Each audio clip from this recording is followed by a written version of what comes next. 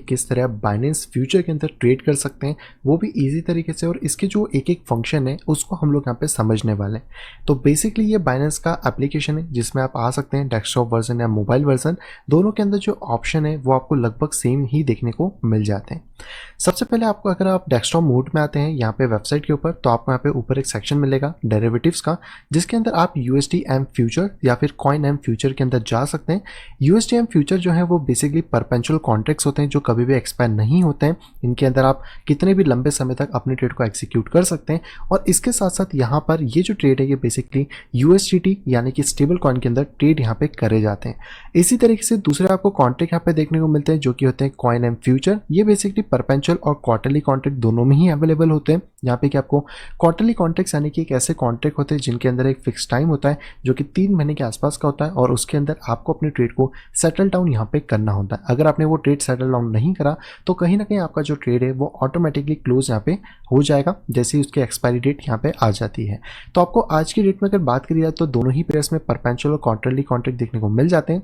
और even that USD वाले के अंदर आप USDT और BUSD के साथ ट्रेड भी यहाँ पे कर सकते हैं। बेसिकली आपको यहाँ पे 2 स्टेबल कॉइन्स मिलते हैं, और CoinM के अंदर आप अपने कॉइन के हिसाब से ट्रेड कर सकते हैं, जैसे आपका बिटकॉइन, इथेरियम, जो भी पर्टिकुलर कॉइन में आप ट्रेड करना चाहते हैं उसको इंक्रीज करना चाहते हैं तो CoinM के परपेचुअल कॉइन के अंदर आप जाके फिर ट्रेड वहाँ पे कर सकते हैं। हम लोग यहाँ पे डिस्कस करने वाले हैं USD-M के परपेचुअल को, तो हम डायरेक्टली इसके ऊपर क्लिक करते हैं, और इसके क्लिक करने के बाद सीधे हम यहाँ पे पहुँच जाएंगे अपने यहाँ पे चार्ट के ऊपर। लेफ्ट साइड में आप यहाँ पे देख सकते हैं कि सबसे ऊपर आपको सारे के सारे जो पेयर्स हैं वो देखने को मिल जाते हैं जो भी इंपॉर्टेंट अभी चल रहे हैं। इसके साथ लेफ्ट साइड में आपको यहाँ पे देखने को मिलता है BTC USD परपेचुअल, जिसके ऊपर अगर आप माउस को होवर भी करते हैं तो आपको सारी लिस्ट देखने को मिल जाती है कि जितने भी आपके पास कॉइन्स हैं, जो भी आप सर्च करना चाहें डायरेक्टली इसके सर्च बटन में कर सकते हैं। यहीं से आपको आपके DeFi सेक्शन, BSC सेक्शन और NFT सेक्शन के कॉइन भी देखने को मिल जाते हैं। इसके साइड में आपको बिटकॉइन का, जैसे कि अभी हमने चार्ट खोला है तो उसका प्राइस देखने को मिल रहा है, उसका मार्क प्राइस, इंडेक्स प्राइस, और साथ ही यहाँ पे फंडिंग फीस देखने को मिल रही है जो कि आपको हर 8 आवर्स में पे करनी होती है। जैसे कि अभी के केस के अंदर बात करें तो यहाँ पे 5 आवर्स 12 मिनट का टाइम बाकी है। इसके बाद हमें 0.01% की जो फंडिंग फी है वो यहाँ पे करनी होगी। इसके आपको 24 hour changes, high, low volume और 24 आवर का USD वॉल्यूम, ये सारी चीज़ भी यहाँ पे देखने को मिल जाती हैं।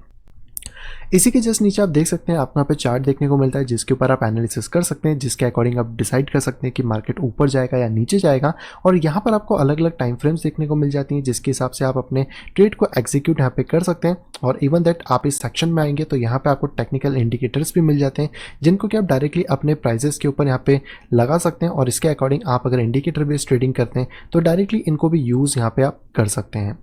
राइट हैंड इसके जस्ट नीचे आप देखेंगे तो आपको आपकी सारी पोजीशन के बारे में सारी चीज़ देखने को मिल जाती है, जैसे पोजीशन, अगर आपके कोई ओपन ऑर्डर्स हैं तो उनको आप लगा सकते हैं, ऑर्डर हिस्ट्री में आप जा सकते हैं, ट्रेड हिस्ट्री को यहाँ पे सेलेक्ट कर सकते हैं, ट्रांजेक्शन हिस्ट्री और असेट्स आपके पास कौन कौन सी अवेलेबल है वो सारी चीज़ें आपको देखने को यहाँ पे मिल जाती हैं। इसके बाद यहाँ पे आपको ऑर्डर बुक देखने को मिलती है जहाँ पे बायर्स और सेलर्स जो भी यहाँ पे अपनी बिट्स इस मार्केट के अंदर प्लेस कर रहे हैं उनके सबके ऑर्डर्स मिलेंगे, और इसके नीचे ट्रेडर्स का टैब होता है जहाँ पे कि जो ऑर्डर एग्जीक्यूट होते जा रहे हैं वो करेंटली आपको यहाँ पे देखने को मिल रहे हैं। राइट हैंड साइड के अंदर आप देखेंगे तो ये ही पूरा सिस्टम है जिसके थ्रू हम अपने ट्रेड को यहाँ पे एग्जीक्यूट कर सकते हैं,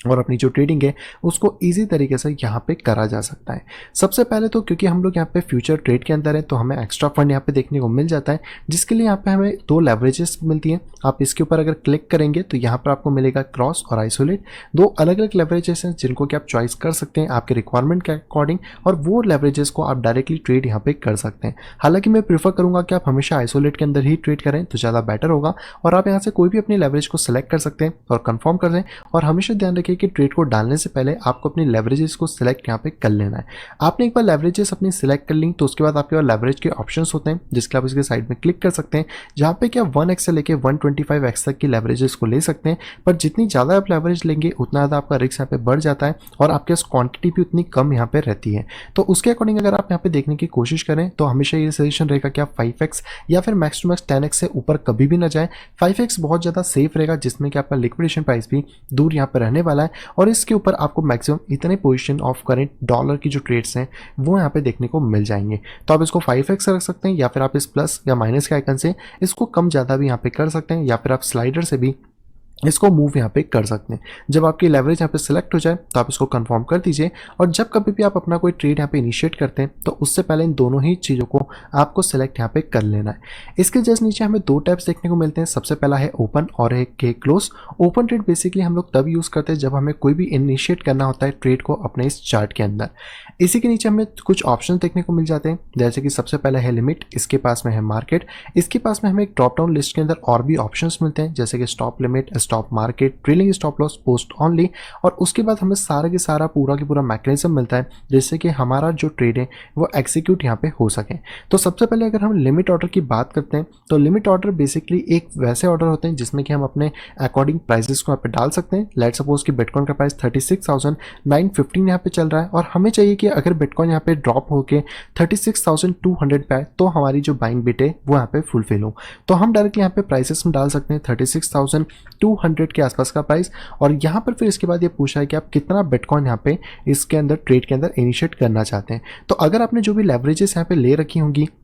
जैसे कि हमारे केस में 5x है, तो अभी जैसे हमारे वॉलेट के अंदर $247 का फंड यहाँ पे पड़ा है, तो आप एक्चुअली में इसको जब मूव करेंगे तो आप यहाँ पे इसका 5 गुने फंड तक का जो ट्रेड है वो ले सकते हैं, यानी कि 0.031 BTC के आसपास में। तो आप स्लाइडर को मूव करेंगे तो डायरेक्टली ये ऑटोमेटिकली आपकी लेवरेज के अकॉर्डिंग, आपके फंड के अकॉर्डिंग यहाँ पे चीज़ों को ले लेगा। और अगर आप इसको मैनुअली डालना चाहते हैं तो आप डायरेक्टली यहाँ पर मैनुअल वैल्यूज़ को भी पुट डाउन कर सकते हैं कि आप कितने बिटकॉइन का ट्रेड यहाँ पे इनिशिएट करना चाहते हैं। तो ये दोनों ही ऑप्शन आपको यहाँ पे देखने को मिल जाते हैं। इसके पहले एक चीज़ आपको बता दूं कि यहाँ पर एक कैलकुलेटर